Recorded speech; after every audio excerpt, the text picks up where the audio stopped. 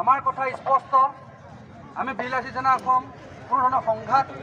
ইয়াত লাগিবলৈ অহা নাই আমি সমন্বয় আৰু সাংস্কৃতিক বাৰ্তা লৈ আহিছোঁ আমাৰ স্পষ্ট বাৰ্তা যেতিয়ালৈকে সেই দুষ্কৃতিকাৰীসকলক গ্ৰেপ্তাৰ নকৰে তেতিয়ালৈকে এই কাৰ্যসূচী আমাৰ অব্যাহত থাকিব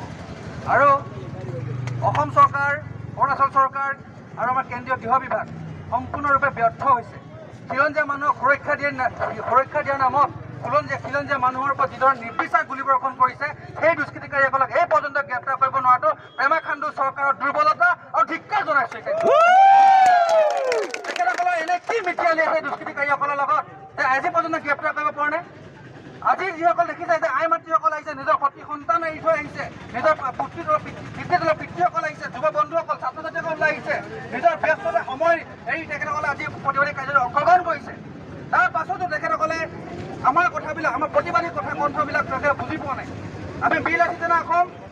কেন্দ্ৰীয় সমিতিৰ নিৰ্দেশ মৰ্মে আমাৰ সন্মানীয় সভাপতি হেমন্ত বৰা ডাঙৰীয়া মুখ্য সচিব অন্তমানী ফুকন নিৰ্দেশ মৰ্মে আজি আপোনালোকৰ মাজত উপস্থিত হৈছোঁ আমাৰ কথা স্পষ্ট যেতিয়ালৈকে সেই কালপিতবিলাক গ্ৰেপ্তাৰ কৰি কঠোৰ শাস্তি ব্যৱস্থা প্ৰদান নকৰিব যেতিয়ালৈকে সীমান্ত নিৰাপত্তি অঞ্চলত বিয়পি নিৰ্মাণ নকৰিব যেতিয়ালৈকে সীমান্তৱৰ্তী অঞ্চলৰ বসবাস কৰা খিলঞ্জীয়া ৰাইজৰ জীৱন আৰু সম্পত্তি সুৰক্ষা নিশ্চিত নহ'ব তেতিয়ালৈকে আমি সদায় একত্ৰিতভাৱে